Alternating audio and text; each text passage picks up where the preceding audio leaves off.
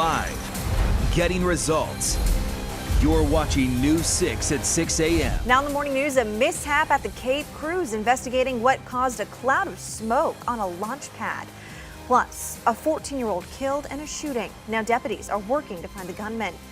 Good morning, Central Florida. Thank you so much for waking up with us on your Sunday. Happy Easter to those who celebrate. I'm Amanda Castro. And I'm meteorologist Samara Kokinas. Well, yesterday was a bit on the windy side, but we did reach 75 degrees. It felt great. I spent a lot of time outdoors yesterday. We're talking, I did some gardening and yard work. Gardening I just put them two together. Gardening on a Saturday. Well, we'll make that a word. But it was a really nice day. Yeah, it really was. It was warm in the sunshine and then a bit cool in the shade. But this morning when you step outside, I would think you would need a light jacket. Here's the live view of a Spectrum City camera in high definition. Downtown Orlando looks beautiful.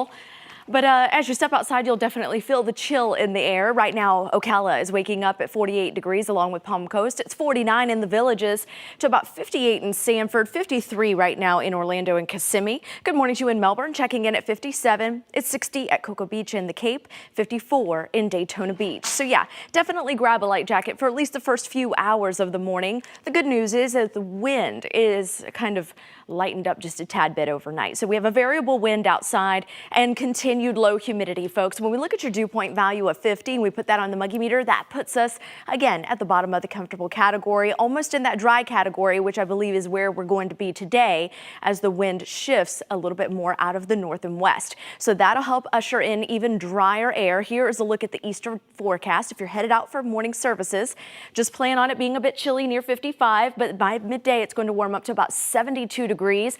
79 will be your daytime high, and then we're back still in the mid 70s for your evening feast. Coming up, I'll break your city by city forecast down and show you exactly what to expect for the remainder of the day, including your beach outlook in minutes. All right, we'll check back in with you soon. Thanks, Samara. You can always stay on top of the forecast using our free News 6 Pinpoint Weather app. Just search for WKMG in your app store. Developing this morning, we're working to learn more about a 14-year-old killed in a shooting. Orange County deputies tell us that he was shot near the intersection of JR Street and Starbright Drive, about a mile away from the Mall of Millennia. Now, deputies say when they found the teen, they took him to the hospital where he later died. Investigators have not released any information about possible suspects. Of course, we're working to learn more, and we will keep you updated on air and online at clickorlando.com. We're also working to figure out what will happen to a SpaceX capsule that suffered some sort of failure during a test yesterday. It sent a large plume of smoke into the air over the Cape.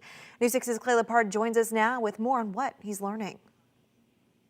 Still a lot of questions surrounding this cloud of smoke captured by our news partner, Florida Today. Smoke that SpaceX is calling part of an anomaly yesterday at Cape Canaveral Air Force Station. A yellowish balloon cloud. For people here on Jetty Park, it was a sight they hadn't seen before.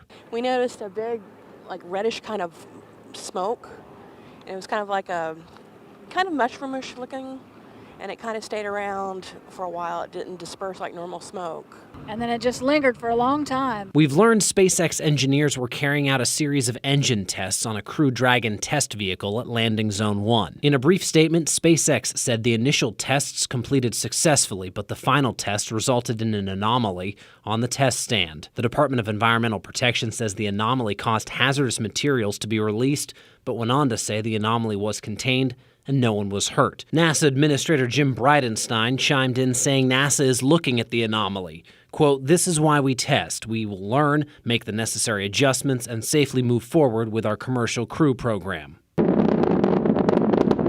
Last month, the Crew Dragon spacecraft and Falcon 9 rocket launched from Pad 39A, the first time a commercial company launched an astronaut-ready spacecraft to the International Space Station. SpaceX and its Crew Dragon capsule were supposed to carry its first astronauts into space this summer or fall, making it the first manned spaceflight from U.S. soil since 2011. It's too soon to say, but many are now wondering what impact yesterday's test will have on the timeline for that manned launch expected later this year. Back to you. We're following breaking news from overnight. Hundreds of people have died in a series of Easter Sunday blasts in Sri Lanka. A security official says at least 138 people have died in blasts targeting 3 churches and 3 hotels. A national hospital spokesman says 500 others have been injured. Officials tell the Associated Press suicide bombers are believed to be behind at least 2 of the blasts. The man accused of shooting and killing another in the middle of a neighborhood will stay behind bars. An Orange County judge denied bond for James Chambers yesterday. He's charged with second-degree murder. Police say Chambers shot Rodney Alexander Jr. in the stomach last week and then left him lying on North Westmoreland Drive in Orlando. That's near West Robinson Street between Orange Blossom Trail and I-4. The victim died at the hospital. Police have not said what led up to the shooting. Police are investigating 2 shootings in Ocala. We first brought you the story as breaking news yesterday morning. That first shooting happened at the Carriage House townhomes on 7th Street, and we're told it involved 2 vehicles. Police say they couldn't find any victims. Well, then less than 5 miles down the road, a man with multiple gunshot wounds was found in the area of 12th Street and 20th Avenue. Police say he's in the hospital in critical condition at last check. It's not clear now if these 2 shootings are related. Well, a couple is looking for a new home this morning after theirs was struck by lightning during Friday's severe weather. They lived on a sailboat, and police say as they were returning, it started to sink. That boat was anchored just off of Lee Winter Park, which is on the Indian River Lagoon in Cocoa. We're told the couple lost almost everything they owned, and one of their 2 cats also died. A man who saw the sailboat sinking told the 911 operator the owner tried to swim out and save what he could. Some man's sailboat got hit by lightning, and the man rode his boat all the way out there, and now he's on top of a sinking boat, and he's distraught, and he's stressed, and his little boat is floating away, and we're worried about him. Police say the Salvation Army is now helping the 31-year-old boat owner and his wife with shelter and supplies. Well, tonight, the Orlando Magic are hoping for a comeback in Game 4 against the Toronto Raptors. It was a tough home game at the Amway Center for the Magic Friday night. They lost by just 5. It's 6:07. We want to get straight to a weekend traffic alert that could affect your commute to work tomorrow morning. I know it's a holiday. We don't want to think about work just yet, but we do want to give you a heads up on this. Let's check back in with Samara. She's taking a big look at the big closure and, of course, a check of your forecast. That's right. If you're traveling through Winter Park, one of the busiest roads is going to be shut down from now, and it looks like it's going to be closed for a bit. So we're talking about Fairbanks Avenue. It's closed underneath I-4, so the road is not going to reopen until tomorrow morning. That's the big delay there. Officials say that the closure is part of a plan to take down the old I-4 bridges and replace them with new ones. We saw some drivers a little confused by that change. There are detour signs along Fairbanks and Edgewater Drive to help get around it. Now drivers need to take Lee Road to the other side of I-4 before turning onto Orlando Avenue. The detour is about 6 miles long. And of course, before you hit the road, we have all of your traffic changes on clickorlando.com/traffic. And tomorrow morning, our traffic safety expert, Trooper Stephen Montero, will be here to let you know about any of the delays that occur from that. So now we do have cooler temperatures as you head out the door. So grab a jacket before you head out and about. I think you're going to need it for a few hours. Let's take a look at temperatures right now. We're in the upper 40s over our northern zones, talking about Ocala and the Villages and Palm Coast, waking up between 48 and 49 degrees. You get into Leesburg, 52, 53 here in the City Beautiful, as well as Kissimmee, 60 from Cape Canaveral going down into Cocoa Beach. By the afternoon, it's not going to be as breezy today. I need to remove that little icon, but high temperatures will range from 74 in Palm Coast to 76 in Daytona Beach, 78 when you get closer to Melbourne, 79 here in the City Beautiful. Just a gorgeous day with plenty of sunshine.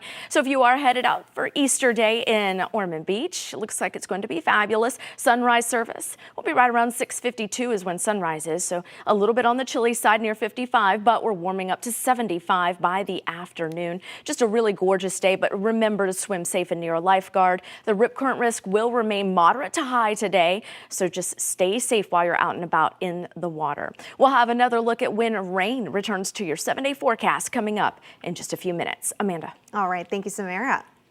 Well, a dog found shot in a local neighborhood coming up, learning how he's recovering this morning after veterinarians removed his left lung. Plus, you voted to give all first responders with disabilities a tax break, but that still hasn't happened. I'll tell you why next. You're watching News 6, getting results for Lady Lake, Claremont, and all of Central Florida. We'll be right back. Let me to RV. Well, time now 6:12. It's a much-needed financial lifeline. Floridians overwhelmingly voting to give disabled first responders a break on taxes. And 3 years later, time is once again running out for lawmakers in Tallahassee to follow your wishes. Some of the men and women who would benefit from that tax break are now turning to News 6 investigator Mike Holfeld to get results. It involves everybody, the whole state, the whole country. He's a former New York undercover cop who posed as a mob hitman. Today, he still lives in the shadows. I've been here since 2006, so I've been paying property taxes like anyone else. He's totally disabled, injured while rescuing dozens from the World Trade Center. We risk our lives to save these people. We're still living with it. I have 6 bypasses, 4 stents. Yet ineligible for the homestead exemption Florida voters approved for all disabled first responders. That was 2016, Amendment 3. So in your view, the vote meant nothing? It was a lie. The original amendment actually called for a 100% homestead exemption to first responders who are totally and permanently disabled as a result of injury sustained in the line of duty. That's it. But state lawmakers changed that, limiting the benefit only for first responders injured while serving in Florida.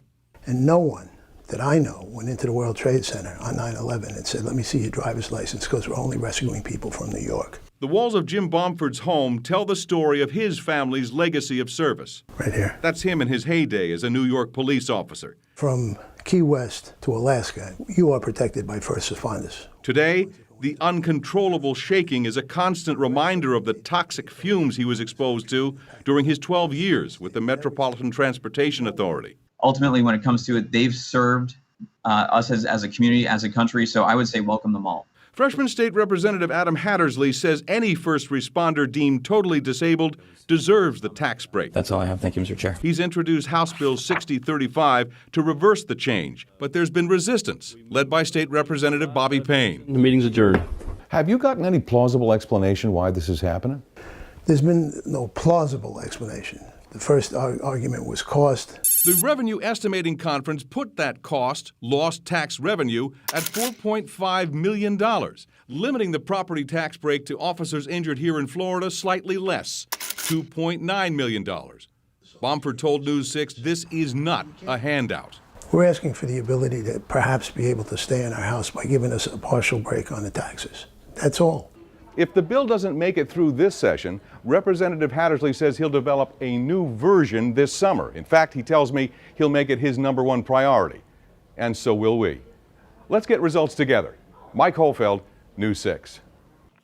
Now, there is still a chance that a bill to include all first responders could get a vote in the House and Senate, but time is running out. The current session ends on May 3rd.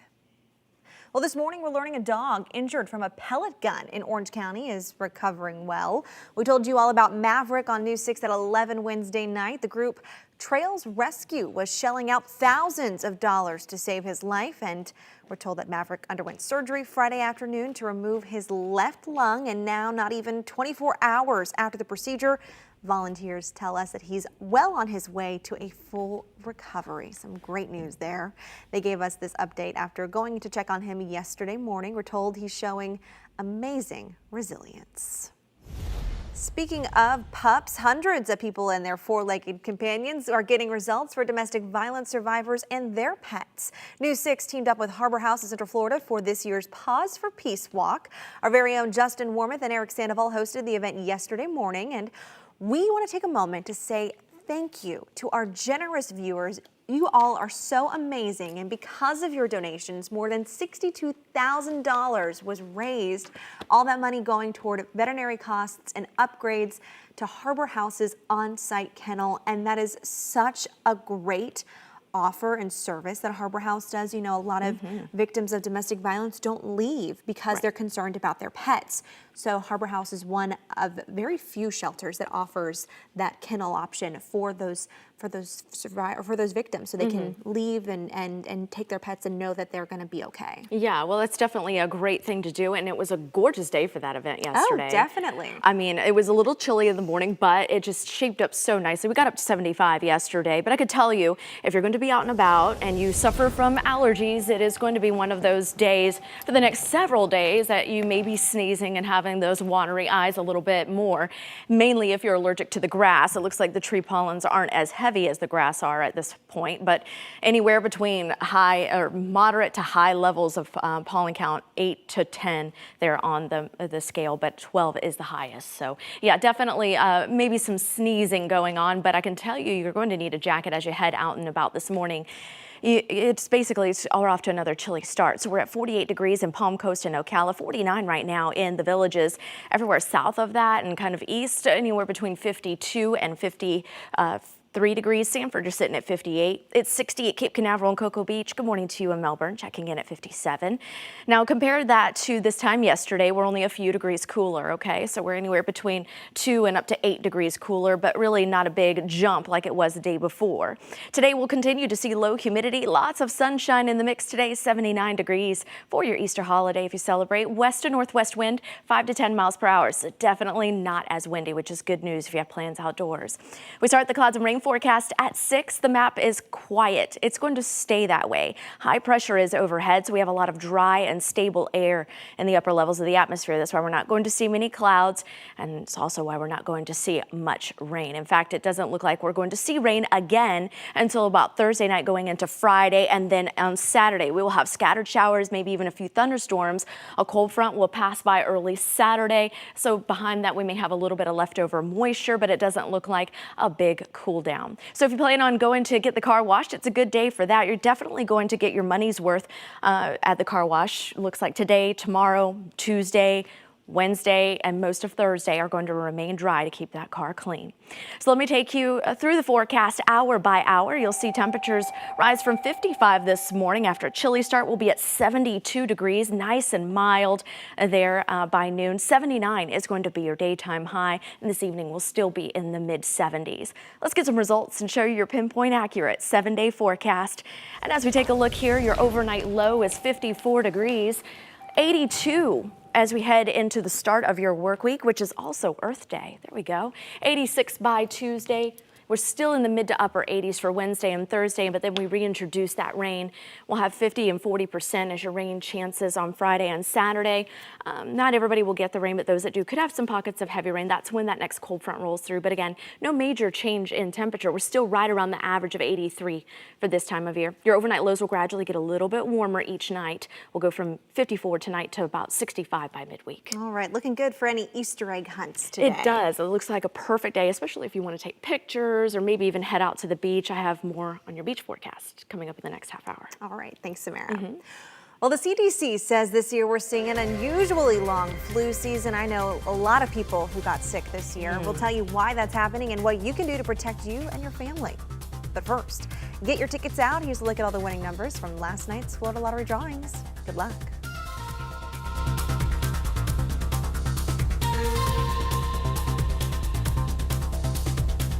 Runs on Duncan. Good morning. We're back at 6:23 with an important health alert for you this morning. It's the middle of April, but many people are still getting the flu. The CDC estimates as many as 57,000 people died of the flu this season, including 91 children. Wendy Gillette explains why this flu season is one of the longest we've ever seen in 22 years. The Centers for Disease Control and Prevention says this year's flu season is unusually long, one of the longest since 1997 when they started keeping records. This year was the longest flu season we've seen in the past 10 years. Previously, the longest was 20 weeks, and right now we're at 21. One reason, 2 types of flu viruses surfaced at different times. The beginning of the season was H1N1 predominant, and then as that went down, H3N2 viruses went up. We did have 2 different waves of influenza this year. So far this season, up to 41.3 million people showed flu symptoms. Up to 19.4 million visited the doctor, and as many as 610,000 were hospitalized. Flu cases are declining, but doctors say the virus can still spread, even in the warmer weather. Given the way the season is going, if you have flu-like symptoms, there's a good chance you do have flu. An important reminder to take common sense precautions like washing hands and staying home when sick to prevent spreading the virus. Wendy Gillette, CBS News, New York. It's now 6:24, still to come on the morning news. Neighbors saying goodbye to dozens of palm trees coming up. Why city officials say they had to go and what they're doing to replace them. But first, all my graduation cards have thoughts and prayers. It's been 20 years since the Columbine massacre, and this morning we're hearing from a survivor and how she's recovered from that tragic day. Samara.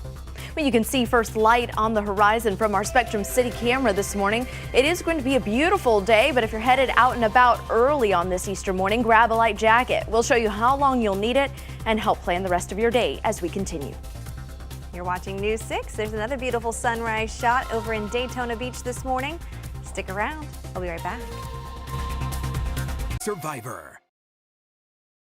Good morning. Coming back now around almost to 6:30 here on your Sunday morning, Easter Sunday for those who are celebrating today. Maybe waking up early, heading out for an early morning service. Yep. Easter sunrise. Got some Easter egg hunts planned for the day, some feasts as well. Bring up this shot because it's beautiful. Yes. Like that? That's gorgeous. I had to share it. I had to Easter share egg hunts on the beach. Yeah, people do that, and then they enjoy a nice picnic on the beach. It looks like it's going to be a fabulous day to do that. But sunrise out there on the horizon, just absolutely beautiful this morning. Enjoy it. It is a little chilly though, so grab a light jacket. We're at 54 degrees. The wind is fairly calm as of right now, so that's the good news. The wind is not going to pick up like it did yesterday. We're in the upper 40s in Palm Coast and Ocala, sitting at 48. It's 49 in the Villages, 53 here in the City Beautiful, as well as Kissimmee.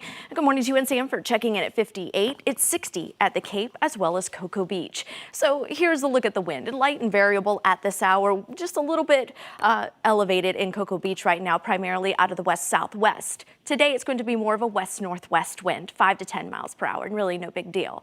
As we look at the radar, you don't see much action. That's the way it's going to stay. So if you have plans out and about today for Easter, let me take you hour by hour, and you will see the bunny rabbit occasionally. 55 degrees of warm up to 72, 76 by this evening. But before we get to that, we'll actually reach a high of about 79 degrees out there. Just a beautiful day all across Central Florida. So I'll show you what to expect city by city. We're talking about Paisley and Merritt Island. We'll have those detailed forecasts coming up, as well as your beach outlook in just a few minutes. Amanda.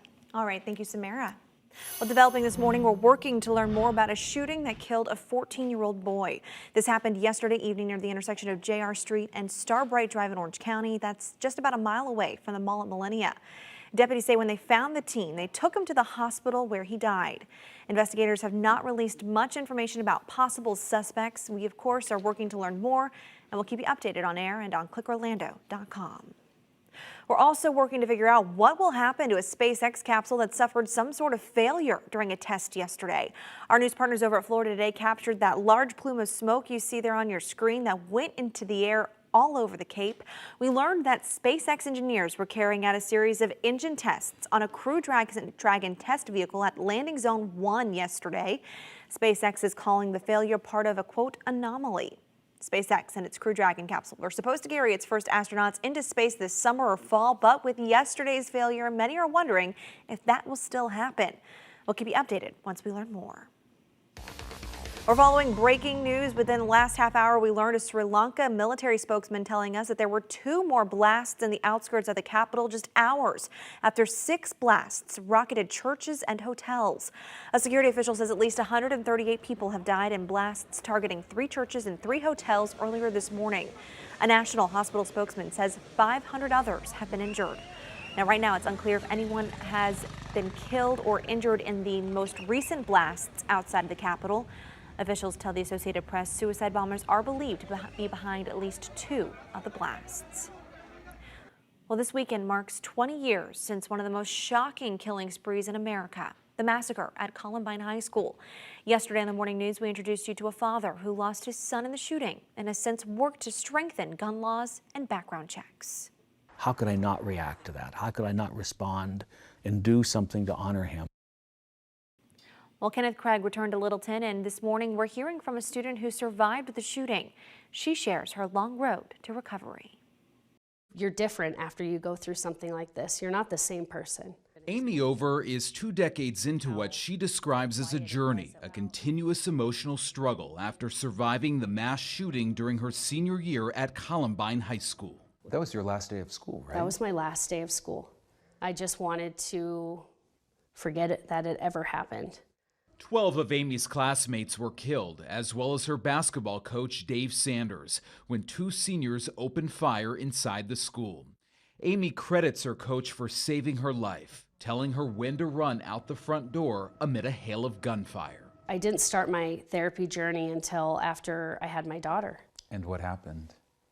I dropped her off at kindergarten and or pre-kindergarten, and I had a panic attack. I had panic attacks, chronic panic attacks, for about 2 years. Wow. Debilitating panic attacks. Intensive therapy has tackled her trauma and survivor's guilt, and so has her work on the Rebels Project, an organization formed by Columbine survivors to help victims of other mass shootings. It just makes you feel that, you know, you're not alone in this fight, you know. Me and some of my best friends from basketball. Amy still keeps a box of memories from Columbine, a complicated time capsule of some of her brightest days. Like this basketball hat right here that I made out of a basketball. And I wore it on my head. And some of her darkest. All my graduation cards have thoughts and prayers. Thoughts are with you. Today, she lives with her husband and 2 children not far from Littleton. We still have open wounds, invisible wounds that that people can't see, and we're still fighting our own demons and our own battles. I've come a really long way. Amy says she's slowly moving forward in a healing process that may last a lifetime. Kenneth Craig, CBS News, Parker, Colorado. Well, this week could be the biggest step so far in the push to drive change. Texting and driving bills are up for a vote on the House and Senate floors, and either bill would strengthen Florida's excessively weak laws against texting and driving. But you should know, these 2 bills are very different. The Senate bill would make Florida a hands-free state, while the House bill focuses only on texting. Both chambers must come to a compromise. News 6 has been pushing for years now to get Florida caught up with the rest of the country and protect drivers from the tens of thousands of needless crashes that happen every year. We'll follow these bills very closely this week and let you know what happens. But now is the time for you to take action and to contact your local lawmakers. Have your voices heard about the texting and driving bills. We posted a list of your local representatives on clickorlando.com/drivingchange. Well, some palm trees are getting the axe, and people are not too happy about it. Yesterday, the city of Orlando chopped down dozens of them around College Park, and city officials say that they have no plans to replace the lost greenery. So I found out why and what people have to say about it. The sounds of chainsaws and tree chippers are heard up and down Edgewater Drive in College Park as crews removed almost 24 palm trees that line the street. Shannon Delaporta says Saturday mornings are typically quiet and slow when she's coming into work at Gator Lily's boutique, but not this weekend.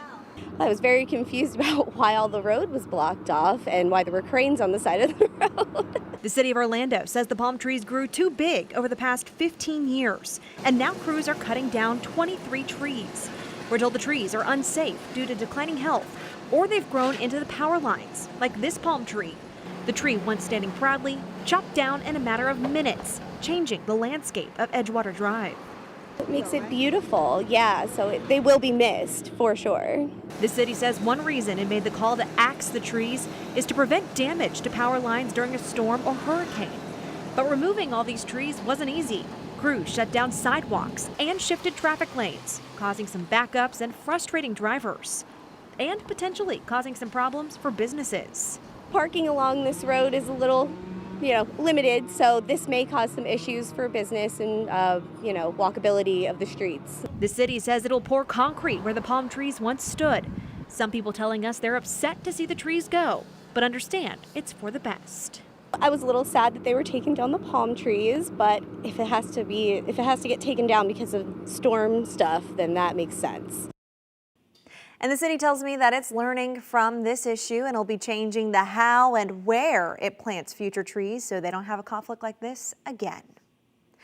Well, an Easter tradition scheduled for today will not go on as planned. Organizers say the Brevard County Sheriff's Office canceled the Easter parade in Mims. That's been happening for decades now, all because of safety concerns. Just 2 weeks ago, there was a shooting that left one man dead and another injured during a neighborhood gathering, but still, organizers say that the cancellation is not necessary. Just don't bow down to threats and rumors.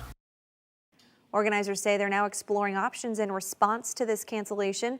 We're also told that they still expect people to show up today, even though the parade will not be going on as planned. Meanwhile, many kids are munching on their Easter candy this morning, hopefully after some breakfast. There were several Easter egg hunts in Central Florida yesterday, including one at Barnett Park on Colonial Drive. Orange County Mayor Jerry Demings there kicking off the egg extravaganza. You can see passing out some eggs. Wow, they are running. They raced all around, gathering what eggs they could find, of course, with their baskets in hand. Samara, so many little ones happy. I love how you said hopefully after breakfast. That's like the mommy to be coming out in you. Is that it really is. That's just my eat the candy after breakfast.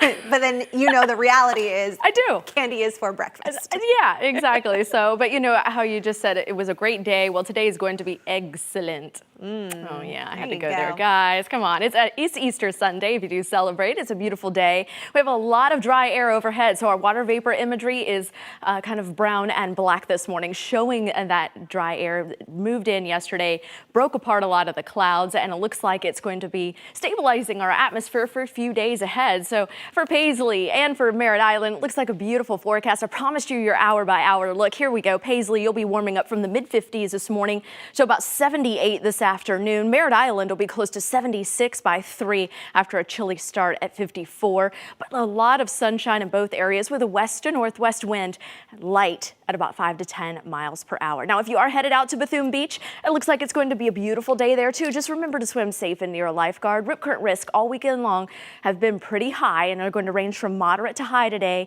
So just remember, swim safe near that lifeguard. And if you get stuck in that rip current, to just tread water or try to swim parallel to the shore. We'll talk more about the rest of your forecast coming up in just a few minutes, but now we have a traffic alert with traffic safety expert Stephen Montero. A traffic alert for your weekend, Sunday night specifically into Monday. Florida Turnpike will be closed northbound right at Osceola Parkway. This is very routine for us. Exit there, head west on Osceola, then north on US 441 or Orange Blossom Trail.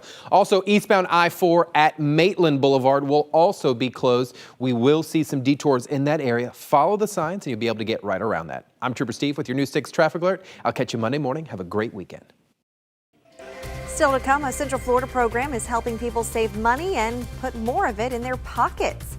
How it's getting results for low-income families. Next, Ryan.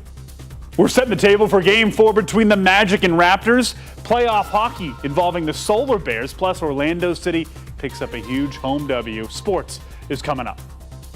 You're watching News 6 on your Easter Sunday, getting results from Maitland, New Smyrna Beach, and all of Central Florida. We'll be right back.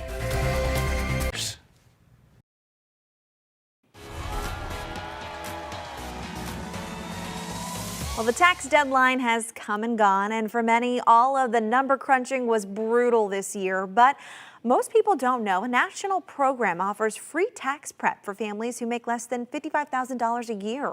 News 6 anchor Matt Austin went to Volusia County, where this week's Getting Results Award winner has helped thousands of people cash in on refunds at no charge. Lots of letters, lots of numbers, lots of forms. Numbers. It depends on a whole bunch of stuff. Anxiety. Oh, let's see what we can do here. And a looming deadline. So Uncle Sam may charge you a penalty. For what? That can only mean one thing. Oh, like quarterly tax? Your year in review. There's your gas expense for the whole year. Broken into numbers. I do. And when it comes to numbers, I do like numbers. Bonnie Holloway. Numbers are safe. Has you covered. Everything gets started okay? The Stetson University visiting lecturer has been coordinating the volunteer tax assistance program here on campus. All right, where are we? For 5 years. Income tax is like a game where if you know the rules better than the next guy, then you can serve your clients better than the next guy. And Holloway, along with this group of student volunteers, are certainly serving their clients. The students do all the work, and I just kind of hang around the edges and make sure that everything goes okay. She tends to stay in the background and out of the limelight, which is unfortunate because she does so very much. Does so much to give the accounting students real-world experience and at the same time saving hundreds on the cost of tax preparation for people like Tammy Jones. I just started my own business, who had no idea how to even file my taxes. That I could find someplace like this that could help me for free. Yeah, Bonnie Holloway is definitely getting results. She was nominated for the Getting Results Award by Assistant Site Coordinator Jeffrey Gose. She has a definite passion for this. She is all about helping out the community. And while she may like numbers, Holloway will tell you the only number that matters is the number of satisfied clients. Stetson values service. That's one of the things that Stetson is known for. And so this is just a form of doing that. It's fun. I wouldn't do it if it weren't fun. There you go, my dear. Thank you so much. Tell all your friends and neighbors. Time now 6:45. We want to get straight to your forecast with meteorologist Samara Kokinas. We had a really nice day yesterday. A little windy, I will say. It was hard to water some of the plants that I was planting because the water was just going everywhere.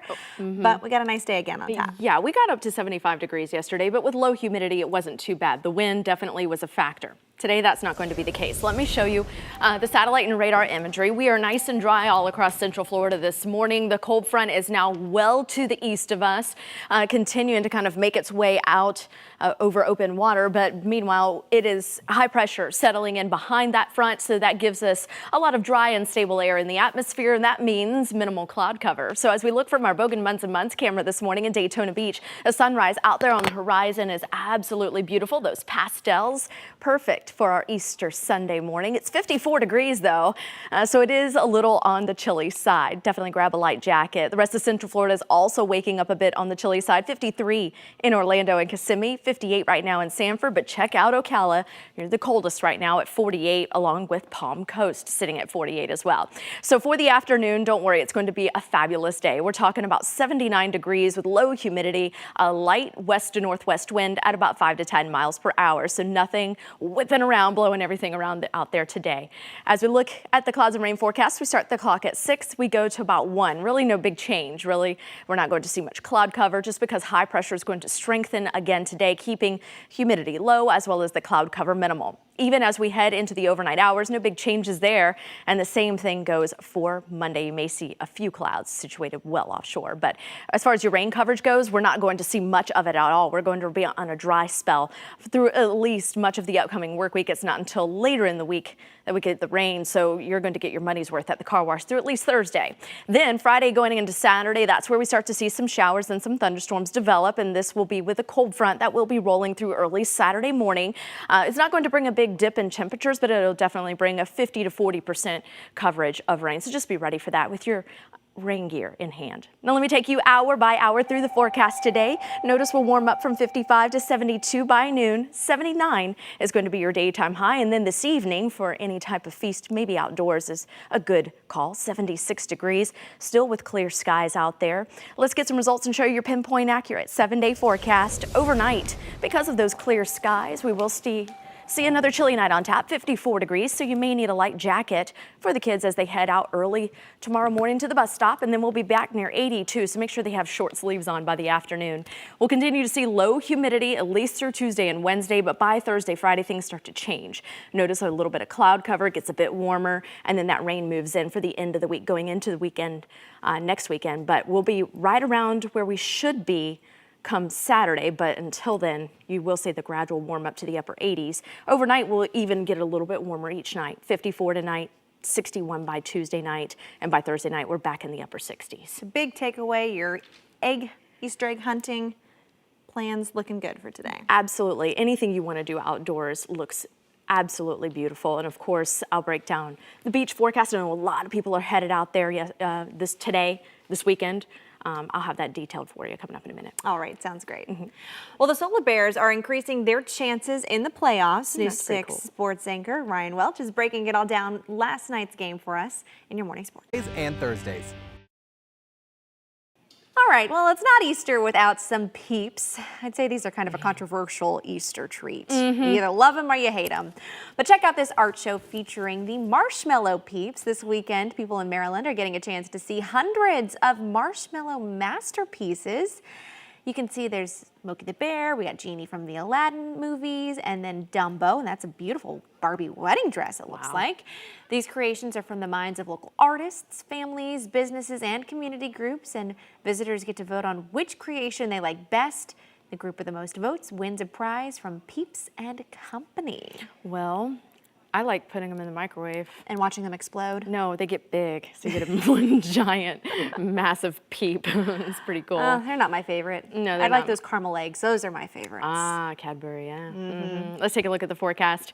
We do have some peeps in our forecast. Today is Easter, high of 79 degrees. Beautiful day, not as windy as yesterday. Low humidity stays with us for the next several days. Rain returns by Friday and Saturday. All right, it is 6:56. Let's take a look at what's to come on the morning news. A busy road shut down until tomorrow morning. Coming up, we'll let you know what you need to look out for so you can plan your drive. Plus, a family's sailboat and home destroyed. What caused it all to sink, and the local organization that's now working to get results. Next. Another hour of news and weather coming up right here on News 6. Thanks for starting your Easter Sunday morning off with us. We'll be right back in just 3 minutes. You need to go. Live, getting results. This is News 6 at 7. Now in the morning news, a mishap at the Cape Cruise, investigating what caused a cloud of smoke coming from the launch pad. Plus, a 14-year-old killed in a shooting. Now deputies are working to find the gunman. Good morning, Central Florida. Time now 7 o'clock on your Sunday. Thank you for waking up with us. I'm Amanda Castro. And I'm meteorologist Samara Kokinis. Well, yesterday it was fabulous outside.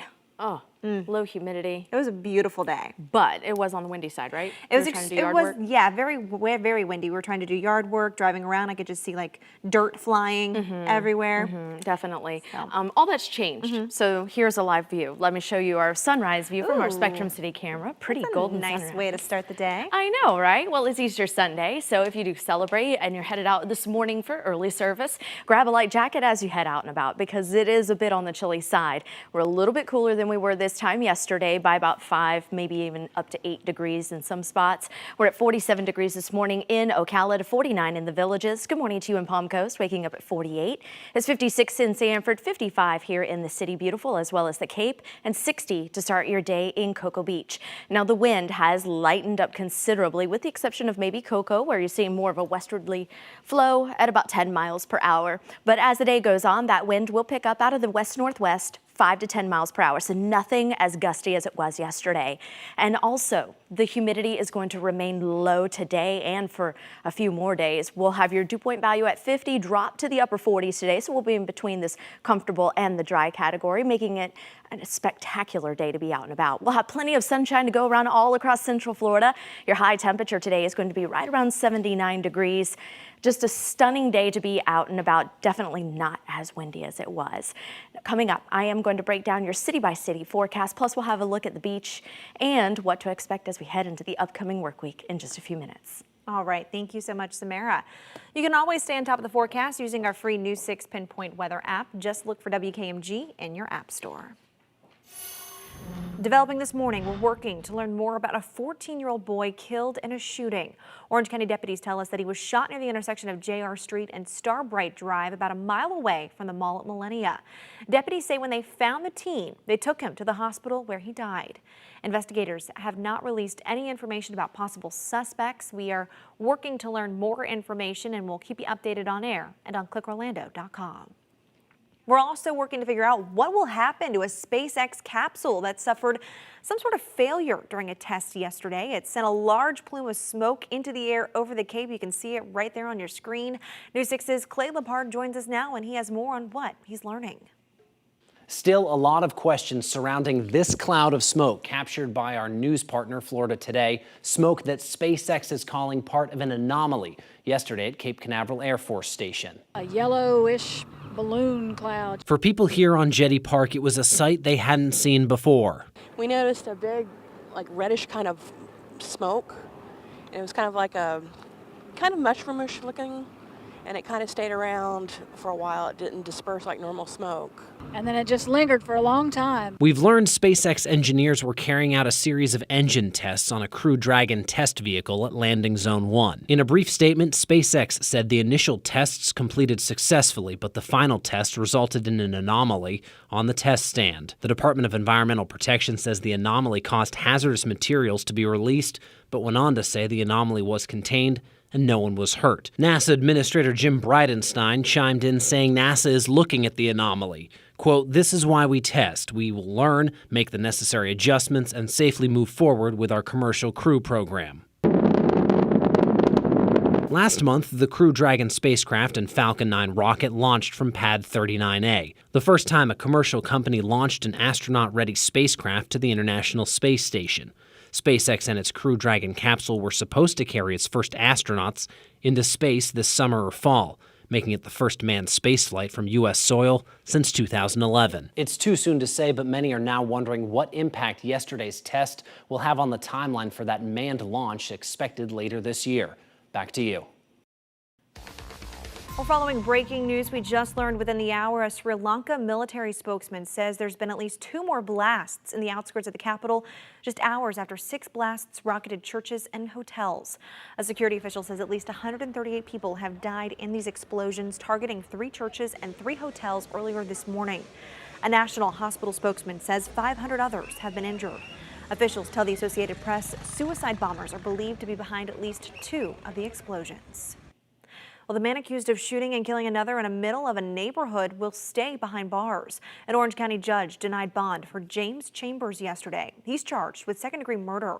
Police say the Chambers shot Rodney Alexander Jr. in the stomach last week and then left him lying on North Westmoreland Drive in Orlando.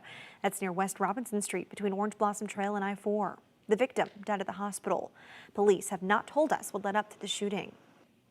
And Ocala police are investigating 2 shootings there. We first brought you this story as breaking news yesterday morning. The first shooting happening at the Carriage House townhomes on 7th Street, and we're told it involved 2 vehicles. Police say they couldn't find any victims in that case. Then less than 5 miles down the road, a man with multiple gunshot wounds was found in the area of 12th Street and 20th Avenue. Police tell us he's in the hospital in critical condition at last check. It's not clear if these 2 shootings are related. Well, a couple is looking for a new home this morning after theirs was struck by lightning during Friday's severe weather. They lived on a sailboat, and police say as they were returning, it started to sink. That boat was anchored just off of Lee Winter Park, which is on the Indian River Lagoon in Cocoa. We're told the couple lost almost everything they owned, including one of their 2 cats who died. A man who saw the sailboat sinking told the 911 operator that the owner tried to swim out and save what he could. Some man's sailboat got hit by lightning, and the man rode his boat all the way out there, and now he's on top of a sinking boat, and he's distraught, and he's stressed, and his little boat is floating away, and we're worried about him. Police say the Salvation Army is now helping the 31-year-old boat owner and his wife with shelter and supplies. Well, tonight's a big night. The Orlando Magic hoping for a comeback in Game 4 against the Toronto Raptors. It was a tough. It's now 7:07. We want to check in with Samara. She's got a weekend traffic alert that could affect your commute tomorrow morning. And Samara, it's a pretty big closure. If you are traveling through Winter Park, one of the busiest roads is shut down right now. We're talking about Fairbanks Avenue. It's closed under I-4. The road won't reopen until tomorrow morning. Officials say the closure is part of a plan to take down the old I-4 bridges and replace them with new ones. Now, we saw some drivers a little confused about that change, and there are detour signs along Fairbanks and Edgewater Drive to help get around it.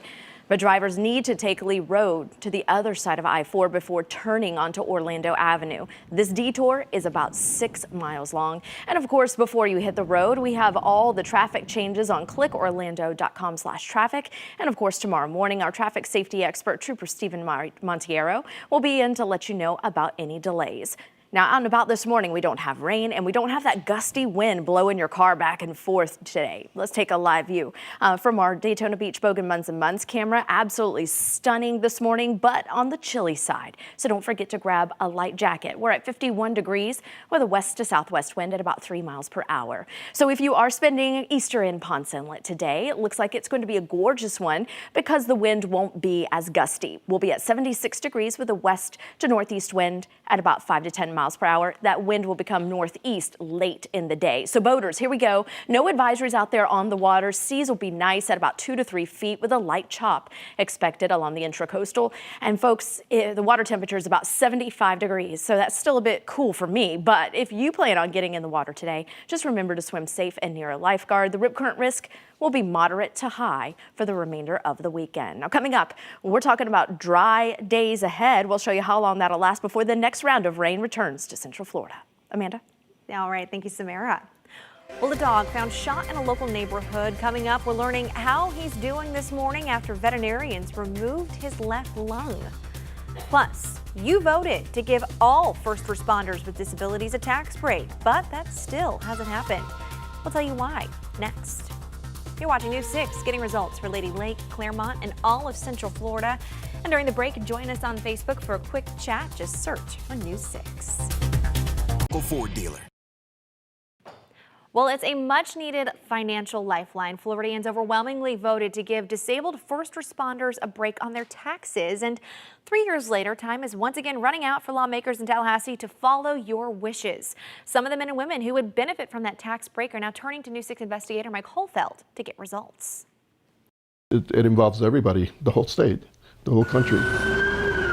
He's a former New York undercover cop who posed as a mob hitman. Today, he still lives in the shadows. I've been here since 2006, so I've been paying property taxes like anyone else. He's totally disabled, injured while rescuing dozens from the World Trade Center. We risk our lives to save these people. We're still living with it. I have 6 bypasses, 4 stents. Yet ineligible for the homestead exemption Florida voters approved for all disabled first responders. That was 2016, Amendment 3. So in your view, the vote meant nothing? It was a lie. The original amendment actually called for a 100% homestead exemption to first responders who are totally and permanently disabled as a result of injury sustained in the line of duty. That's it. But state lawmakers changed that, limiting the benefit only for first responders injured while serving in Florida. And no one that I know went into the World Trade Center on 9/11 and said, let me see your driver's license, because we're only rescuing people from New York. The walls of Jim Bomford's home tell the story of his family's legacy of service. Right here. That's him in his heyday as a New York police officer. From Key West to Alaska, you are protected by first responders. Today, the uncontrollable shaking is a constant reminder of the toxic fumes he was exposed to during his 12 years with the Metropolitan Transportation Authority. Ultimately, when it comes to it, they've served us as a community, as a country, so I would say welcome them all. Freshman State Representative Adam Hattersley says any first responder deemed totally disabled deserves the tax break. That's all I have. Thank you, Mr. Chair. He's introduced House Bill 6035 to reverse the change, but there's been resistance, led by State Representative Bobby Payne. The meeting's adjourned. Have you gotten any plausible explanation why this is happening? There's been no plausible explanation. The first argument was cost. The Revenue Estimating Conference put that cost, lost tax revenue, at $4.5 million, limiting the property tax break to officers injured here in Florida slightly less, $2.9 million. Bomford told News 6 this is not a handout. We're asking for the ability to perhaps be able to stay in our house by giving us a partial break on the taxes. That's all. If the bill doesn't make it through this session, Representative Hattersley says he'll develop a new version this summer. In fact, he tells me he'll make it his #1 priority. And so will we. Let's get results together. Mike Holfeld, News 6. Now, there is still a chance that a bill to include all first responders could get a vote in the House and Senate, but time is running out. The current session ends on May 3rd. We want to update you this morning on a story that we first brought you earlier in the week. We're learning that a dog injured from a pellet gun in Orange County is recovering well. We introduced you to Maverick on News 6 at 11 Wednesday night. The group Trails Rescue was shelling out thousands of dollars to save his life. Well, we're told Maverick underwent surgery Friday afternoon to remove his left lung, and we're happy to report not even 24 hours after the procedure, volunteers say he is well on his way to a full recovery. They gave us this update after going to check on him yesterday morning, and we're told he's showing amazing resilience. Now to some more pups. Hundreds of people and their four-legged companions are getting results for domestic violence survivors and their pets. News 6 teamed up with the Harbor House of Central Florida for this year's Paws for Peace Walk. Our very own Justin Wormuth and Eric Sandoval hosted the event yesterday. We want to take a moment to say thank you to all of our generous viewers. Because of your donations, more than $62,000 was raised for that organization, the money going toward veterinary costs and upgrades to Harbor House's on-site kennel. And if you don't know, Harbor House is one of not many shelters, domestic violence shelters, that offers a kennel for pets. In fact, Harbor House says 48% of domestic abuse survivors delay leaving their abusers because they fear for their pet safety. So to have that on site here in Central Florida to help people, it's incredible. Absolutely incredible. And it was a great day yesterday for that event. We had low humidity. It was a little on the windy side, but don't worry, that wind is going to stay pretty low today. So for those that suffer with allergies, even though the forecast remains high and primarily grass is going to be the irritant, you will see conditions not as bad as it was yesterday, just because it was super breezy out there yesterday. It's not going to be like that today. So we're still keeping it at moderate levels, but high levels for the upcoming work week. And that's on a scale of up to 12. So we'll be at near the mid 10s or so. As we take a live view of our Orlando Health camera here in the City Beautiful, living up to its name with that golden sun out there. 55 degrees though, but on the chilly side, so grab a light jacket for this morning. It's even cooler up in Ocala, checking in at 47. It's 48 in Palm Coast, 51 when you get into the world's most famous beach, 55 at the Cape. Good morning to you at Cocoa Beach, waking up at 60. It's 55 in Melbourne, back here to the City Beautiful. So yeah, definitely on the chilly side, but as the day goes on, it's going to be fabulous, okay? Normally we're right about 83, but we're going to be below that today. And with low humidity, lots of sunshine, it doesn't get any better than this. 74 from Palm Coast to 75 in Cocoa Beach, 78 for you today in Daytona Beach to 79 over our interior zones, with the exception of Ocala, who will be right around 75 today. Let me walk you hour by hour. We start the clock at 7 and we go to about 2. Not much change. In fact, we're not going to see much cloud cover, not much of anything other than the temperature scale kind of going up a little bit into the afternoon. The thing about it is high pressure will remain overhead for the next several days, so that will keep us dry and stable. So as we look at the rain forecast, really not much going on as that dry pattern settles in for at least the first half of the work week. By Thursday night going into Friday, we'll start to see maybe a few sprinkles. A few thunderstorms are possible on Friday, to a few scattered showers there on Saturday, with that cold front passing us by on the day on Saturday. So yeah, there will be another front, but it's not until we get to the end of the week going into the weekend that we see that rain return. So let me walk you hour by hour through your Easter forecast. Temperatures will rise to 72 by noon. 79 will be your daytime high. We're back to 76 by the evening. Then overnight, we'll still have clear skies, allowing for temperatures to dip down to about 54 degrees. The west to northwest wind at 5 to 10 will become a north to northeast wind at 4 to 8 miles per hour. Let's get some results and show you your pinpoint accurate 7-day forecast. And as we start the work week, here we go. 82 degrees, warms up to about 86 on Tuesday. We keep going up the temperature scale to around 87 by Thursday. Then that front comes through and it'll bring us a few showers and thunderstorms by the end of the week. And we're looking at temperatures right around 85 and 84, so no big temperature dip. Your overnight lows will gradually get warmer each night. We'll go from 54 tonight to 61 by Tuesday night, back to the upper 60s by midweek. So really not a bad forecast. Outdoor plans look fantastic. Boating looks great. Beaches, swim safe and near a lifeguard. Yep, those Easter egg hunts are going to be awesome today. Definitely. All right, thank you, Samara. Well, it's Easter Sunday, but it's also time to meet our pet of the week. Coming up, we're going to introduce you to little Macho here. Look at that cutie. Find out how you can take him home today. But first, get your tickets out. Here's a look at the winning numbers from last night's Florida Lottery drawings. Good luck.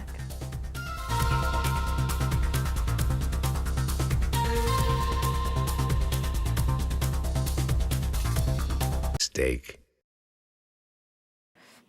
Well, it is Sunday, so that means it's Pet Rescue by Judy time, and it's an Easter Sunday special because she brought not just a man, but a macho man. This is Macho, right? This is Macho. This is a very robust Shih Tzu mix, I would imagine. He's so cute. And he's like a chunk, but he's absolutely wonderful. He's totally house trained, gets along with the big dogs, small dogs. But this short little thing jumps over a 4-foot fence. Clears Really? it. No problem. And he just jaunts down the neighborhood, so he can move. So you need an 8-foot fence. You need a 6-foot fence because he jumps over the short ones. And he can run out the door because he thinks it's so much out there to see. And great in the car, not a barker. So he would be good for an apartment, a condo, because he's quiet and very loving and very soft. Oh, he is so soft. He's so and he silky. feels very like sturdy. Oh yeah, he's definitely sturdy. Yeah. So this is good for an older child that wants to have somebody that they don't have to worry about stepping on and hurting. And he'll be right there with you. And today we wish everyone a great Easter holiday and Passover, and we want you to come out today. We're at Lucky Lure, and Macho will be out there with beautiful puppies. And again, we're open all day today, so after you have a nice brunch, come out and walk a dog. Alrighty, and for more information on how you can take Macho, this cute little teddy bear, home, just go to petrescuebyjudy.com. Time now 7:25. Coming up in the morning news, neighbors saying goodbye to dozens of palm trees coming up. Why city officials say they have to go and what they're doing to replace them. But first, all my graduation cards have thoughts and prayers. It's been 20 years since the Columbine massacre, and this morning we're hearing from a survivor. More on how she's recovered from that tragic day. Samara. Well, it's going to be a beautiful day, but if you are headed out and about early this morning, grab a light jacket. We'll show you how long you'll need it and help you plan the rest of your Easter Sunday as we continue. You're watching News 6. We'll be right back. Good morning and welcome back to News 6. Coming up on 7:30 here on your Easter Sunday. Got a really nice day on tap of us. It's okay. On tap for us. I swear I can talk. Gardening. I swear I can You're talk on a this roll morning. today. I am. That's okay. I'm usually joining you in that. It's because I'm not allowed to have a lot of caffeine. That's why. All right, let's get to your forecast. I don't have an excuse. No. Let's get to the forecast. As you take a look, this is Joel and Deb's dog out in Claremont. Okay, this is Bo Duke. Okay. And they sent this to me on Twitter and said Bo Duke is waiting very patiently for his Easter basket. Oh, so and he does some doggy precious. treats coming He may have some doggy treats. You never know. Maybe like a nice little, it can't be chocolate, right? No. It has to be some little doggy, like little bunny or something like that. But thank you so much for sharing that picture of Bo Duke with us out there in Claremont, Joel and Deb. Thank you so much. Temperature-wise, you're going to need a jacket. It's 55 degrees this morning in the city. Beautiful fit. 53 in Kissimmee. Amanda, you're rubbing off on me. It's 47 this morning in Ocala, a bit chilly there, and 56 degrees to start your day in Sanford. Now, the good thing about today is humidity is going to remain low, so that's going to set us up for a fabulous day. Our dew point is at 50, so that puts us at the bottom of the comfortable category, but today it looks like they're going to continue to drop into the upper 40s, so we will be in that dry category for the remainder of the afternoon. So this is an excellent forecast for you, and as we take you through hour by hour, you see that there's going to be plenty of sunshine out there, warming us up to about 72 by noon. Your daytime high is going to be at 79, which is below the average of 83 for this time of year. By this evening for a feast, looks pretty good. Even do something outdoors, maybe grill your dinner or spend it outdoors. Just anything you can possibly do outdoors, I would definitely highly recommend it for the afternoon. It's going to be a stunning day, not as windy, but I can tell you, if you are headed to the beach, we do have a few things to tell you about the water, and of course we'll have that in your boating forecast coming up in just a few minutes. I'm going to go drink some more coffee. Amanda, back to you. Thank you, Samara. Have one for me. All right, time now 7:30. Developing this morning, we're working to learn more about a shooting that killed a 14-year-old boy. This happened yesterday evening near the intersection of JR Street and Starbright Drive in Orange County. That's just a mile away from the mall at Millennia. Deputies say when they found the teen, they took him to the hospital where he later died. Investigators have not released much information about possible suspects. Of course, we're working to learn more and we'll keep you updated on air and online at clickorlando.com. We're also working to figure out what will happen to a SpaceX capsule that suffered some sort of failure during a test yesterday. Our news partners over at Florida Today captured that large plume of smoke there you see on your screen that went into the air all over the Cape. We've learned that SpaceX engineers were carrying out a series of engine tests on a Crew Dragon test vehicle at Landing Zone 1 yesterday. SpaceX calling the failure part of a, quote, anomaly. SpaceX and its Crew Dragon capsule were supposed to carry its first astronauts into space this summer or fall, but with yesterday's failure, many are now wondering if that will still happen. We, of course, will keep you updated once we learn more. We're following breaking news now. Officials say 7 suspects were arrested for killing 190 people in the Easter Sunday blast in Sri Lanka. And officials say there have been 2 more explosions on the outskirts of the capital. This is after 6 blasts rocketed the churches and hotels in that area. A security official says the blast targeted 3 churches and 3 hotels earlier this morning. A National Hospital spokesman telling us 500 other people have been injured. We, of course, are working to gather more information. Officials telling the Associated Press that suicide bombers are believed to be behind at least 2 of the explosions. Well, this weekend marks 20 years since one of the most shocking killing sprees in America, the massacre at Columbine High School. Yesterday in the morning news, we introduced you to a father who lost his son in the shooting and has since worked to strengthen gun laws and background checks. How could I not react to that? How could I not respond and do something to honor him? Kenneth Craig returned to Littleton, and this morning we're hearing from a student who survived the shooting. She shares her long road to recovery. You're different after you go through something like this. You're not the same person. Amy Over is 2 decades into what she describes as a journey, a continuous emotional struggle after surviving the mass shooting during her senior year at Columbine High School. That was your last day of school, right? That was my last day of school. I just wanted to forget it, that it ever happened. 12 of Amy's classmates were killed, as well as her basketball coach, Dave Sanders, when 2 seniors opened fire inside the school. Amy credits her coach for saving her life, telling her when to run out the front door amid a hail of gunfire. I didn't start my therapy journey until after I had my daughter. And what happened? I dropped her off at kindergarten and or pre-kindergarten, and I had a panic attack. I had panic attacks, chronic panic attacks, for about 2 years. Wow. Debilitating panic attacks. Intensive therapy has tackled her trauma and survivor's guilt, and so has her work on the Rebels Project, an organization formed by Columbine survivors to help victims of other mass shootings. It just makes you feel that, you know, you're not alone in this fight, you know. Me and some of my best friends from basketball.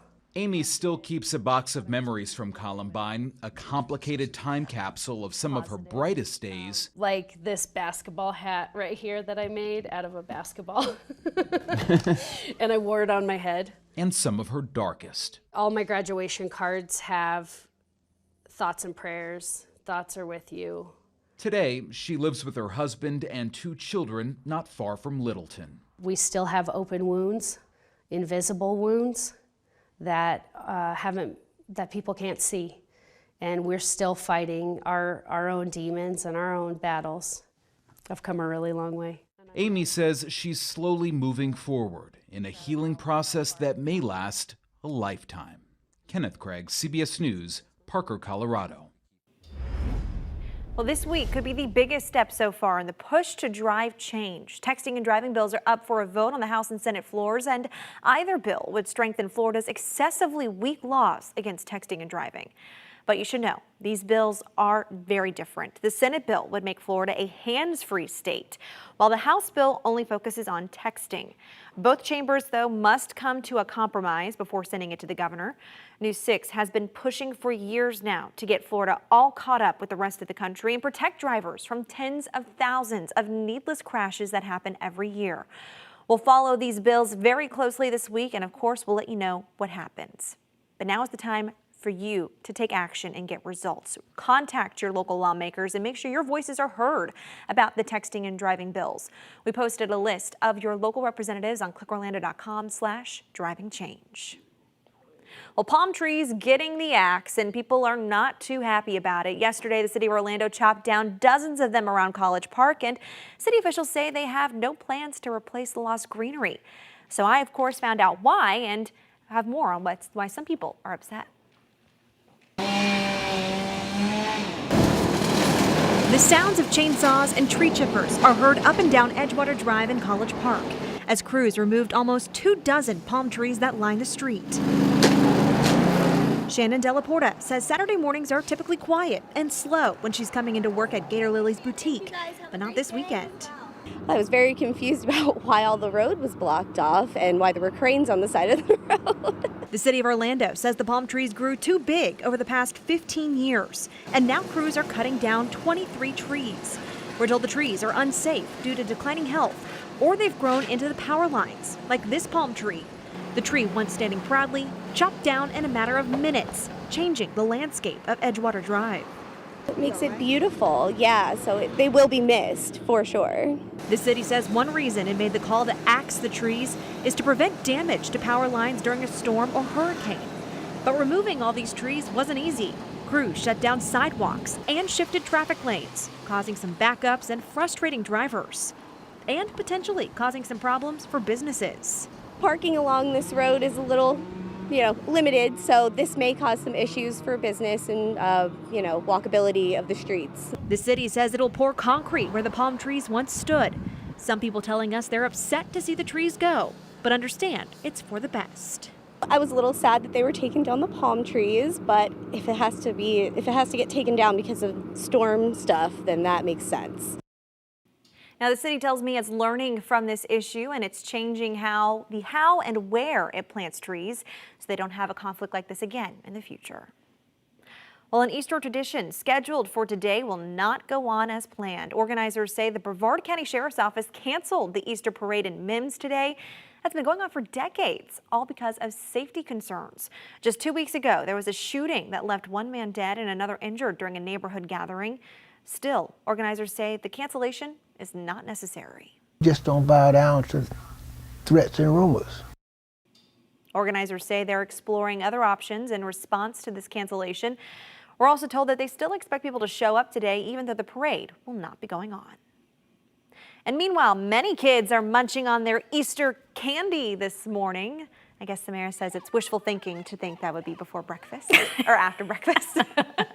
There were several Easter egg hunts happening in Central Florida yesterday, including one over at Barnett Park on Colonial Drive. Orange County Mayor Jerry Demings kicking off the egg extravaganza. And you can see those kids are not messing around. They raced to gather as many eggs as they could, all with their baskets in hand. It is fun to watch the little ones chase after Easter eggs and open the candy. Do you have a favorite Easter egg or Easter candy, Samara? Anything with peanut butter and chocolate. Can't go wrong with that combo. You really can't. No. So, I have an excellent forecast today. Yeah. I mean, you have to be in the spirit, right? I love it. Here we go. We have that cold front now well offshore from Central Florida. So behind that, high pressure settling in. We are rain free on the radar this morning. Cloud free as well for the most part. Maybe a few little clouds off on the horizon, but really not too much to really worry about today. Now in Volusia and Brevard County, Paisley and Merritt Island, here's your hour by hour forecast. You'll start off on the chilly side in the mid-50s, warming up to about 78 today in Paisley. 76 will be your daytime high in Merritt Island. Plenty of sunshine, and it won't be as windy. So if you are headed out to Melbourne Beach today, you'll be close to 75 degrees. Remember, rip current risk is going to remain high today, moderate to high, so swim safe and near a lifeguard. The UV index is very high as well, so don't forget something to protect your skin with. Here are your tide times. High tide will occur around mid-morning, followed by low tide later on this afternoon. So if you plan on heading out to Daytona Beach to do any driving on the beach, you might want to start wrapping things up by 4:14 in the afternoon. Now, we do have more weather to talk to you about, but first we have a traffic alert from our traffic safety expert, Stephen Montero. A traffic alert for your weekend. Sunday night specifically into Monday. Florida Turnpike will be closed northbound right at Osceola Parkway. This is very routine for us. Exit there, head west on Osceola, then north on US 441 or Orange Blossom Trail. Also eastbound I-4 at Maitland Boulevard will also be closed. We will see some detours in that area. Follow the signs and you'll be able to get right around that. I'm Trooper Steve with your News 6 traffic alert. I'll catch you Monday morning. Have a great weekend. Coming up next, a Central Florida program is helping people save money and put more of it in their pockets. How it's getting results for low-income families. Next, Ryan. We're setting the table for Game 4 between the Magic and Raptors. Playoff hockey involving the Solar Bears, plus Orlando City picks up a huge home W. Sports is coming up.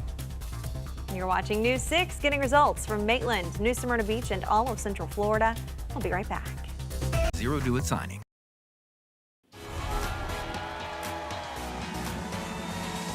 Well, the tax deadline has come and gone, and for many, all of the number crunching was brutal this year. But most people don't know there's actually a national program that offers free tax prep for families who make less than $55,000 a year. News 6 anchor Matt Austin went to Volusia County, where this week's Getting Results Award winner has helped thousands of people cash in on refunds at no charge. Lots of letters, lots of numbers, lots of forms. Numbers. It depends on a whole bunch of stuff. Anxiety. Oh, let's see what we can do here. And a looming deadline. So Uncle Sam may charge you a penalty. For what? That can only mean one thing. Like quarterly tax? Your year in review. There's your gas expense for the whole year. Broken.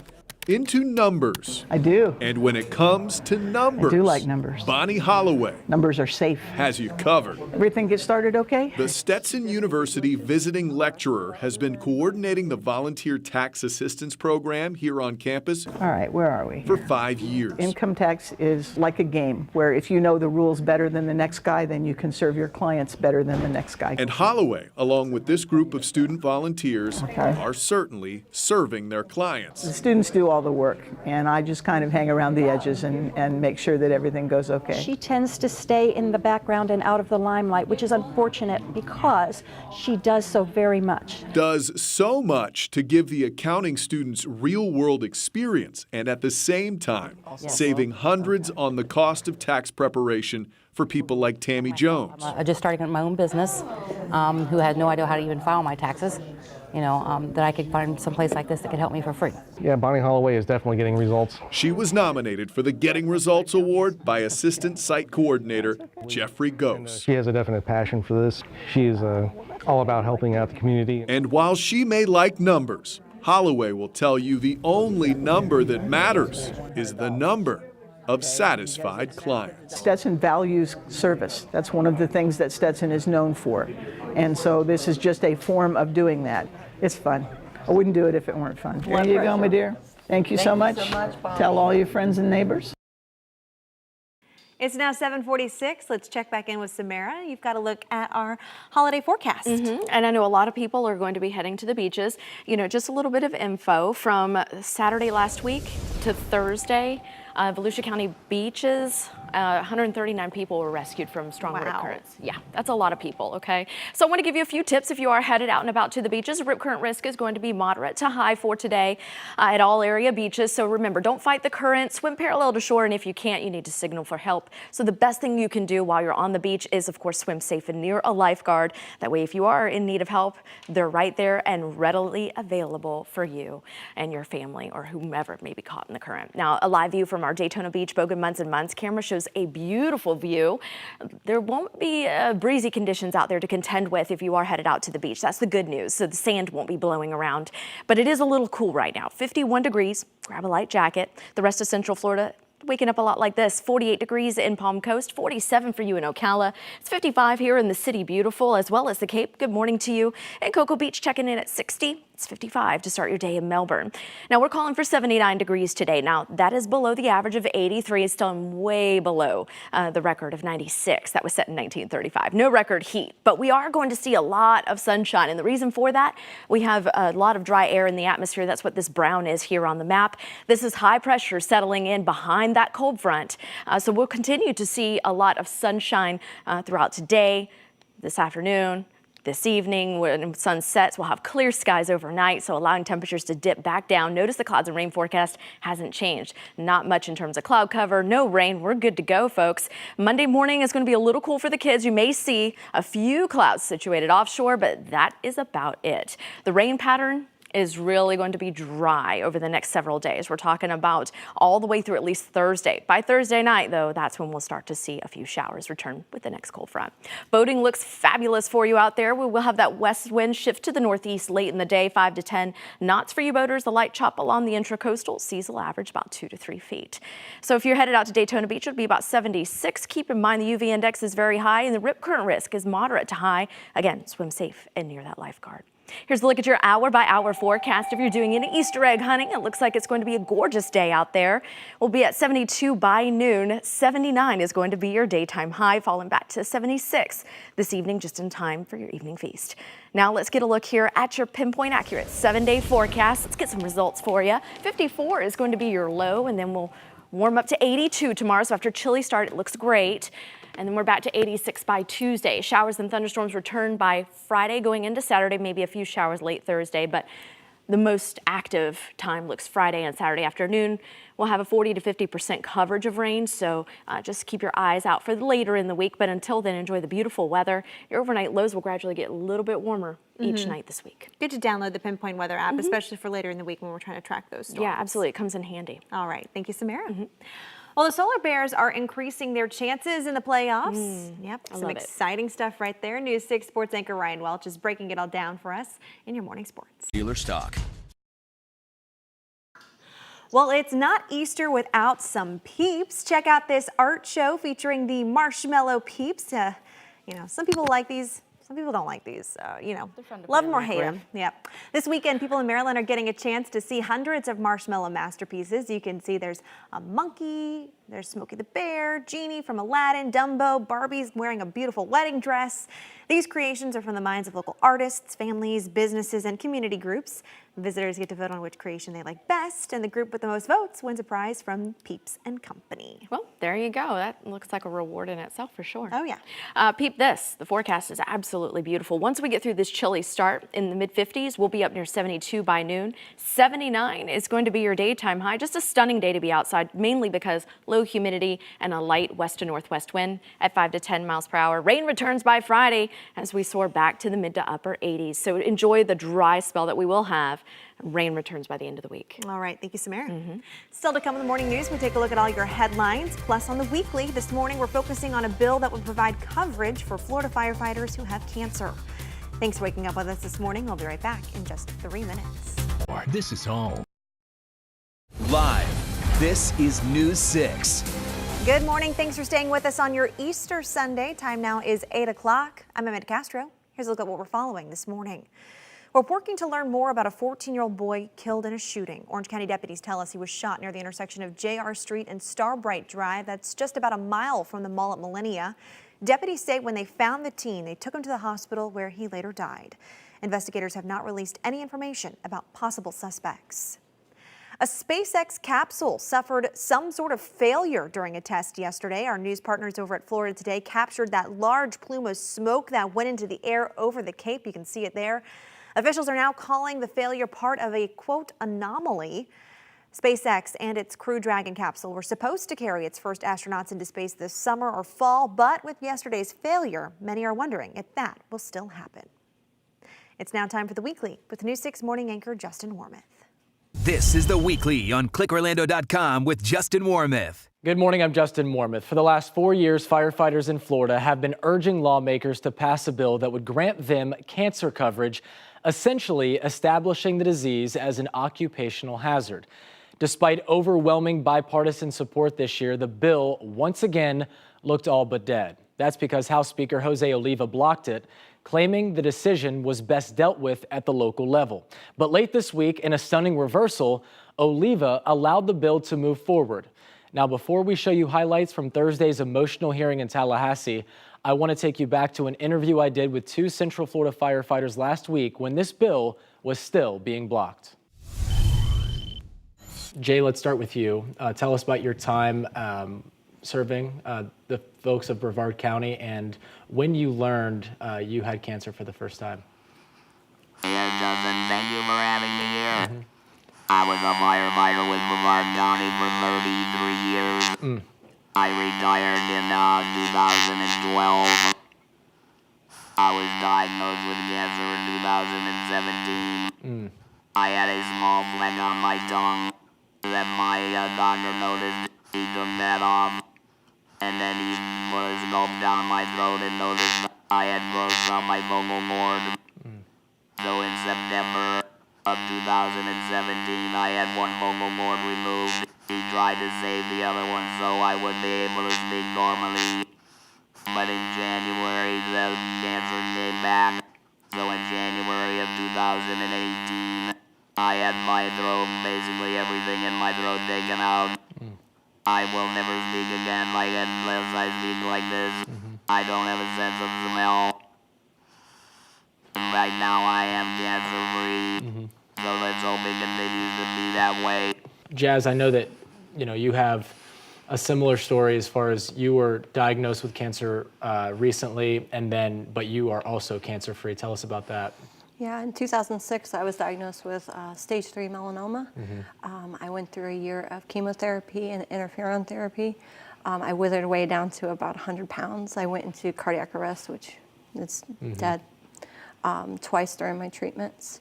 I had nurses basically have to sit at the end of my bed and say, you need to get out of bed. If you don't get out of bed, you will die. Get out of bed.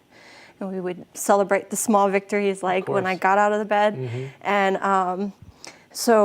and then in 2013, I got diagnosed with cervical cancer. And my doctor, who'd been my doctor since I was 16, she was going through my chart. She's like, where did this come from? You've never had HPV before. You've never had any of those precursors that would give you cervical cancer. Right. And I go, my job. And that's why you guys are here today as well, to talk about your fight for coverage and talk about what this bill has in it, and ultimately your fight in its 4th year to get something passed with the Florida legislature.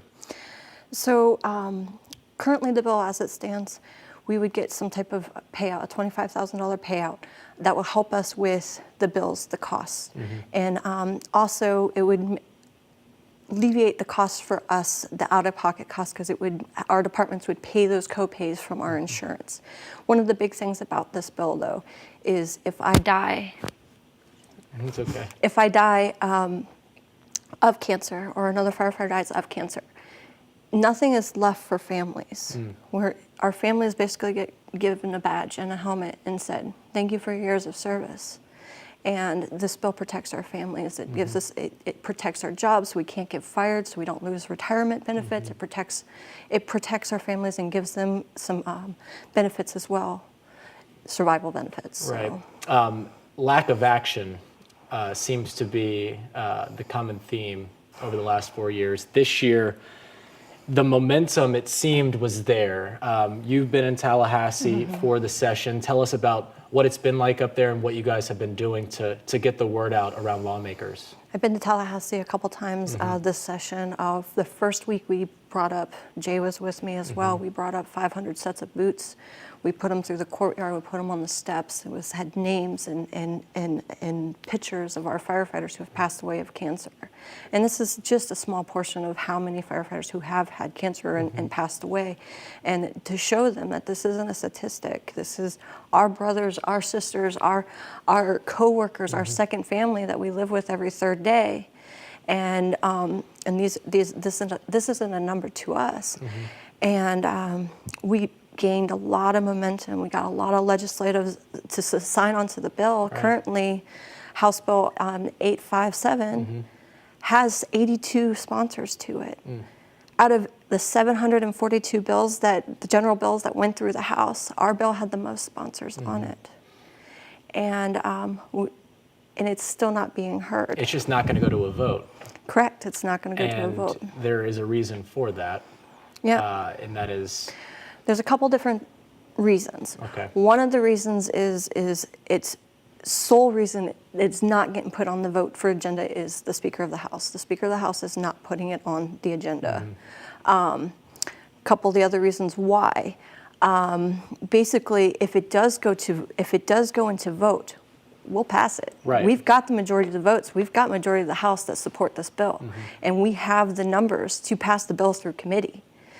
Another reason, too, I found out this last time I was in Tallahassee was if that bill gets heard in committee, whether it's voted favorably or not, even though it will be voted favorably if it does, the Senate can pull it, conference it, and take it to the floor without it having to go through those committees.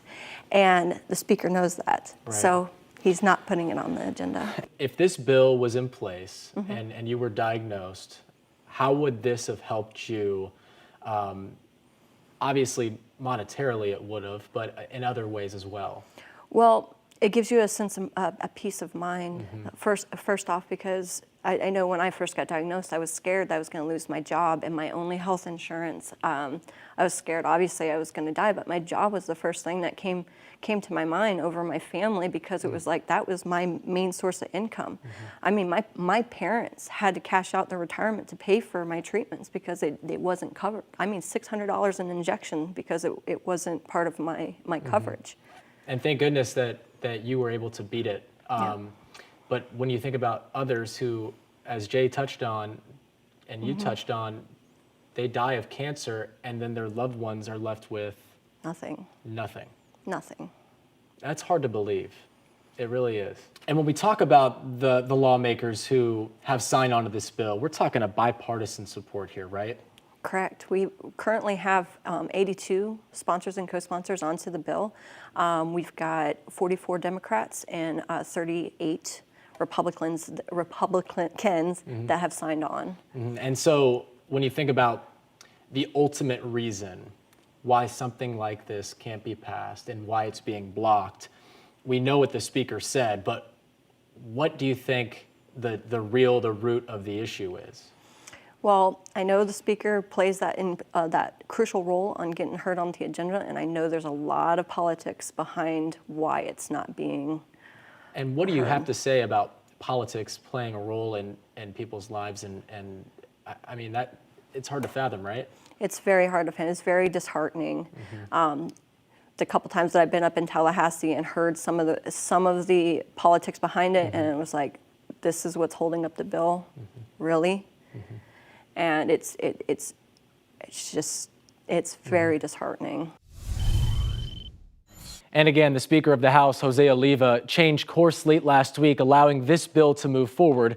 Coming up, why he changed his mind and the emotional moments in Tallahassee as lawmakers put it to a vote. Keep it here. Duncan. This is The Weekly on ClickOrlando.com with Justin Warmoth. Welcome back. This morning, we're focusing on a bill that would grant Florida firefighters cancer coverage. A CDC study shows that first responders are at a 15% greater risk of developing the disease than the average person, and more than 40 states have already passed similar legislation. Now, despite the bill having bipartisan support, it's stalled in the House, blocked by House Speaker Jose Oliva, who said counties and cities should deal with providing the coverage. But late this week, to the surprise of many, Oliva changed his mind. He issued a statement saying in part, quote, "Unfortunately, the debate became about whether we support our firefighters. Of course we do. And it became about whether it was political. Of course it wasn't. Still, the environment has become too toxic to debate the true original disagreement. As such, we will move this legislation forward," end quote.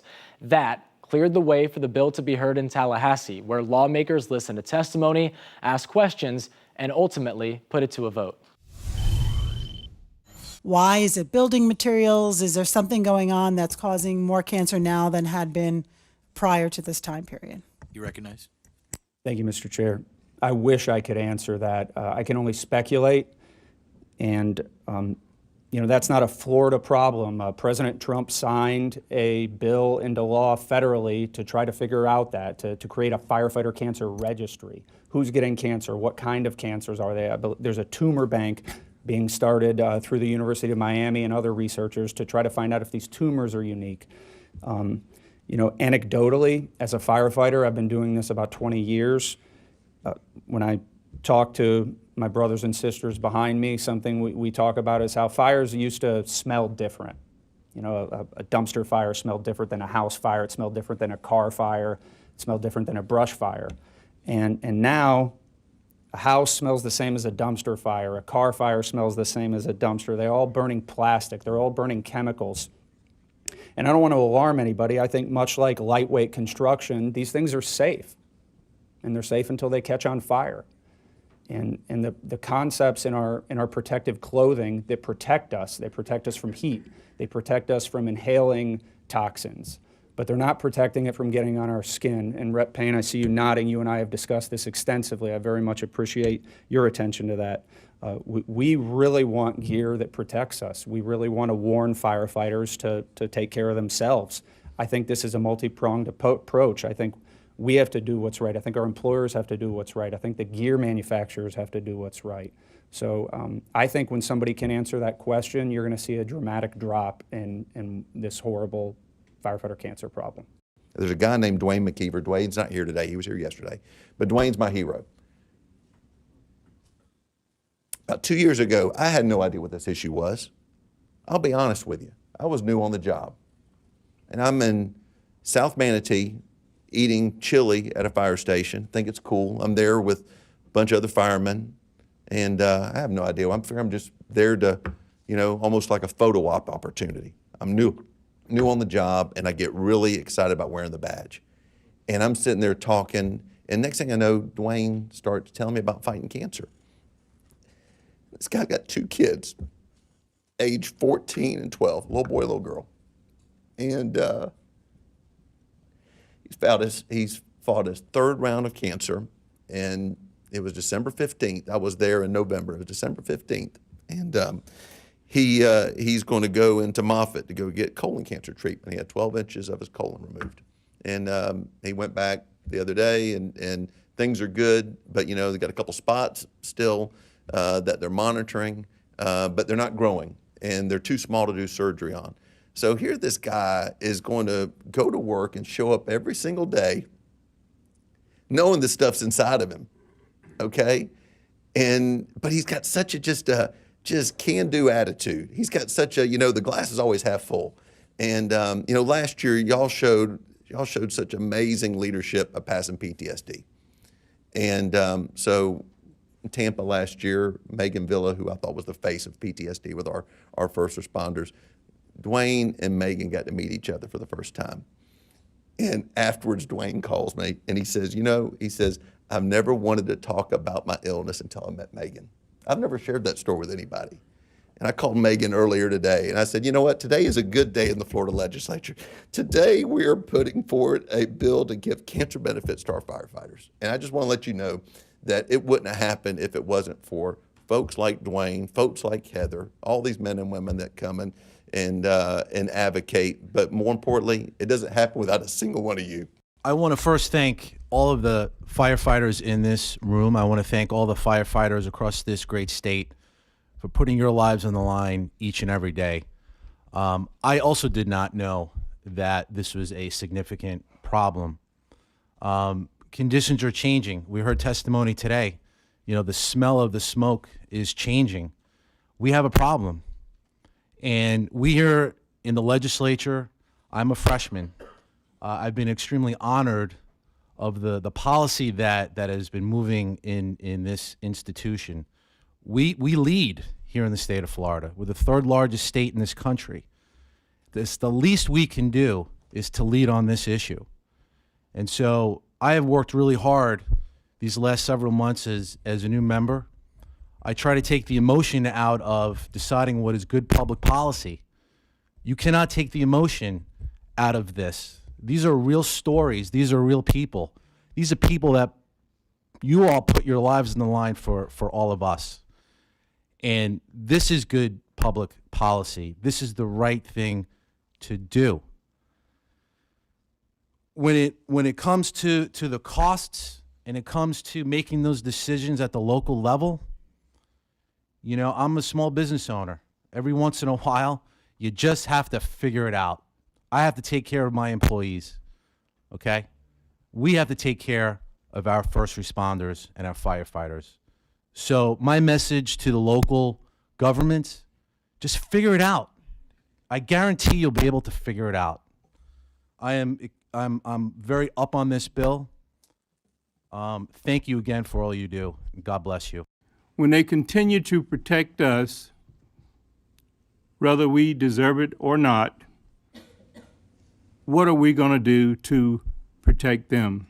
But we also must think about the families and the children of those firemen and women who are diagnosed with cancer and look to these individuals to take care of them for the rest of their lives.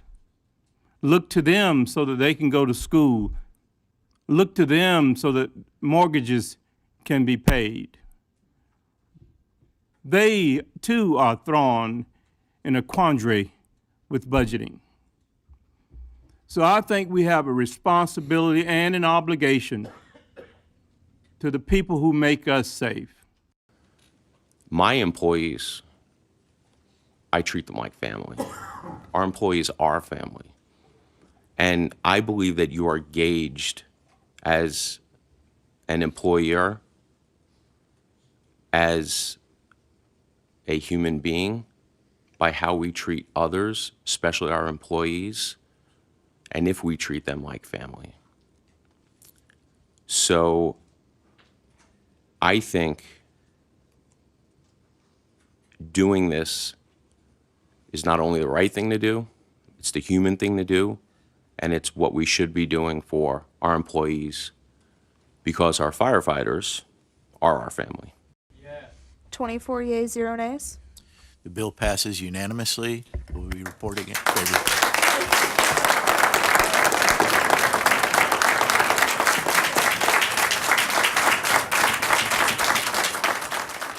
Now, the bill now heads to the House floor next week, where it's expected to pass overwhelmingly. And with just 3 weeks left in the legislative session, it should move swiftly to the governor's desk. We will keep you posted.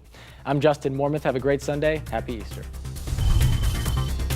It's your free offer today. Good morning. We're back at 8:24, and before we leave you, we want to get one final look at your forecast with Samara. It's going to be a fabulous day to be out and about. I know a large amount of people are going to be celebrating Easter at the beach today. 76 degrees, but keep in mind, please swim safe and near a lifeguard. Volusia County beaches last week over a 5 days over a period of time. So rescued 139 people from the strong rip current. So please swim safe in front of a staffed lifeguard tower. Here we go, 79 degrees today, lots of sunshine, low humidity, not as breezy as it was yesterday. And then as we head into the upcoming work week, we are dry through midweek. Come Thursday night, that's where things start to change as the next cold front gets closer to central Florida. It'll bring some scattered showers and thunderstorms for the end of the week and the start of the weekend, but no major temperature dip behind that. And each night this week will get a little bit warmer overnight too. All right, thank you, Samara. And thank you all for joining us this morning on News 6. Jill Osteen is next. Remember, we always break news on ClickOrlando.com. Have a wonderful Easter Sunday, everyone.